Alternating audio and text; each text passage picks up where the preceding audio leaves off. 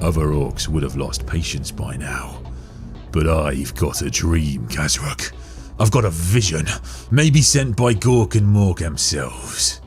Everything the Buccaneers are doing, all the slaves, all the tech, it's all going into this. Hello and welcome back to Terra, where today we're going to be taking a look at another planet, the greatest of planets in fact, the Dakkaplanet.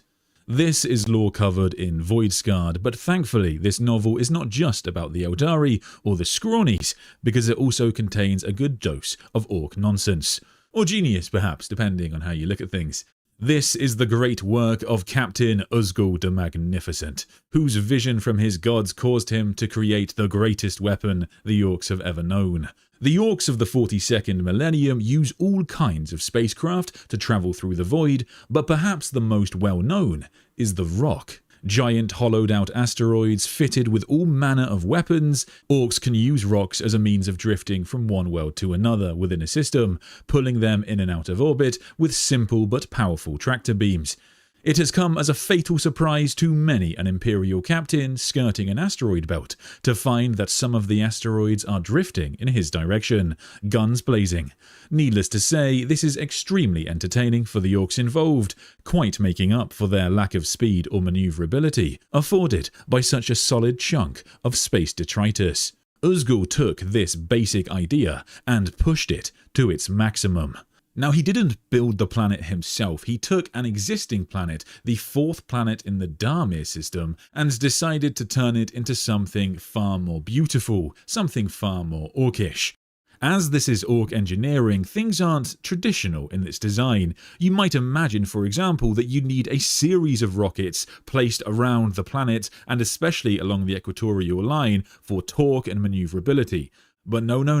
Uzgul knows that to achieve maximum go, you need to place every single rocket on the same side. He's thought ahead, you see, and so he's realised that the volcanoes on the other side of the planet should be able to counterbalance the rockets on the other side. The planet has 4 giant rocket boosters, each of which takes up an entire island on the planet. But the greatest thing about his creation, it's not that he can move a planet, it's the fact that it has the greatest weapon in 40k, the Gun Kano. This is where the plan moves past mere absurdity and enters the realm of philosophical horror. Uzgul decided he needed a planetary scale gun, and he also decided it needs a great name, and it's better to mash 2 words together to make one word, because that's how you know a thing's gonna be good. It's peak orc logic, it's flawless, it's undeniable, the Emperor only wishes he could achieve such majesty. Most big guns have a problem, you see, which is that if you create a massive gun with a really long barrel, the end of the barrel might start to droop, and this is a planetary scale weapon. But Uzgul has got you covered, because he decided to have his slaves hollow out the inside of a mountain and dig down deep into the earth. That's right, the mountain itself will be the cannon. The Adeptus Mechanicus, the Tau Empire, the Eldari, the Necrons, all come up with the same challenge, how to defy gravity. But Uzgul has the solution, because digging down is easier than building up.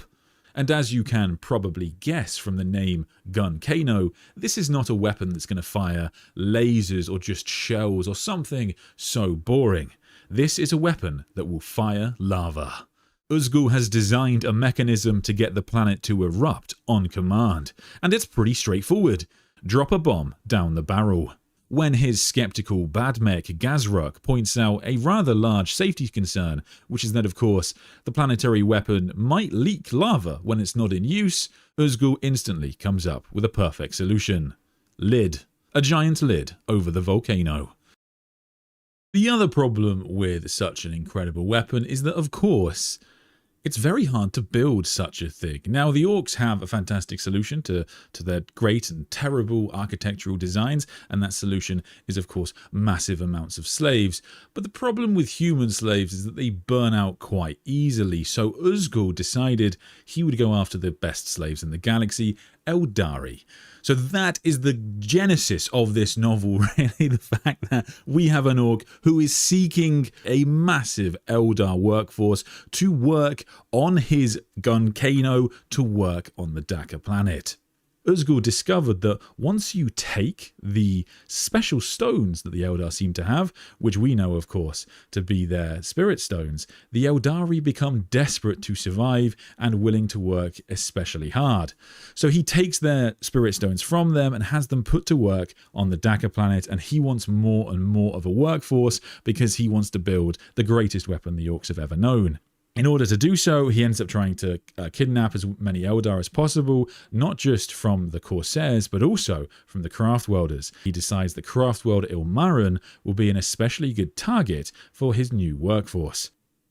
The whole war begins escalating throughout the book, and ultimately, the Corsairs under Mirren Stormdawn, the Star Splinters fleet, was brought into the conflict, and they become fundamental to saving Craftwelder Ilmarin from Uzgul and the Dakkaplanet. The conflict comes to fruition and the planet is finally used. Its test firing comes upon us towards the end of the novel. During the final battle, Uzgul aboard his flagship Sunstomper hits a big button, triggering the Gun Kano. This leads to alarms immediately wailing throughout the bridge, but the Dakkaplanet never actually fires. Far below them, there was a tiny puff of smoke that comes out the end of the cannon. And that's it. That's all there is, a tiny puff of smoke. Gazaruk, watching from the damaged bridge, simply mutters, "Gun Kano, I knew that wouldn't work." All his work has been for nothing.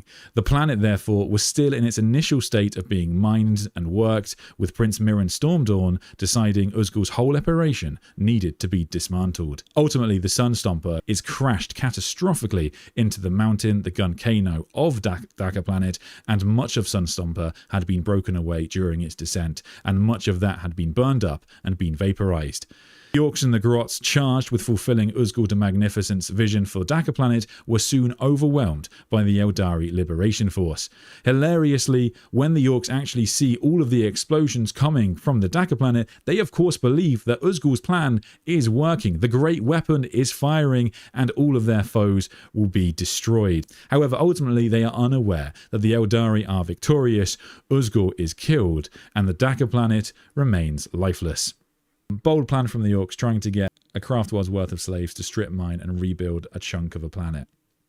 Yes, true. It was, as plans go, it was ambitious, definitely. To be fair, their plan nearly worked. If it wasn't for the intervention of the Star Splinters fleet, Ilmarin probably would have been lost. However, it turns out that at the end of the book, and I talk more about this in my review of Voidscarred, all of these events have apparently been orchestrated by one of the Farseers called Kamen, who had basically planned for everything, including the Star Splinters fleet being attacked and betrayed earlier on in the story. So maybe Uzgul never had a plan. However, it is worth mentioning that earlier in the novel, the Eldar do foresee, apparently, that Uzgul, if he is not stopped, he will become a genuine threat to the galaxy. So as fun as it is to kind of joke about the Dakkaplanet and joke about the fact that, it gets kind of destroyed in the end and doesn't properly work, if the Eldar hadn't foreseen the fate of Dakkaplanet and the fact that it would one day become probably one of the most terrifying weapons in the galaxy, it would have easily destroyed any of the Eldar fleet. It might have been a genuine danger to humanity. And it does make you think that perhaps Uzgul's visions were correct. Maybe he truly did have a vision from Gork and Mork. And if the Eldar, the damn tricksy Eldar, hadn't gotten in the way, Dakkaplanet would have been a success and Uzgul would have been the biggest war boss in the galaxy. So, such a shame. I hope, maybe we'll see Dakkaplanet again in the future. It's still kind of there. If another orc war boss takes it up as their home and refits the planet and changes things around, maybe it can make a reoccurrence in Warhammer 40k, but definitely one of my favorite planets and plot points in the setting. I thought that was so fun. I think Mike Brooks writes orcs really well, so I really love that. But that is it for the Dakkaplanet for now. Hopefully someone makes the Dakkaplanet their home in the future, and it makes a resurgence. I'd love to see it come back. And I mean, the Eldar foresaw it would one day become one of the greatest dangers in the galaxy, and I hope that they are right. And maybe Gazgul could make it his new home. Someone could take it up as their weapon. But I really like this plotline. I really like the book. If you enjoyed this lore, you'll probably want to check out my review for Voidscar, which is going to be up for members, and in that I go through the rest of the plot line, because the orcs are only one part of it, and in particular the lore on the Corsairs, which is particularly kind of new lore. We've had very little lore on the Corsairs and the Star Splinters fleet, so do check that out. Please do like the stream. If you liked the stream, please do subscribe and all that good stuff, and thank you so much for watching. I will see you all next time.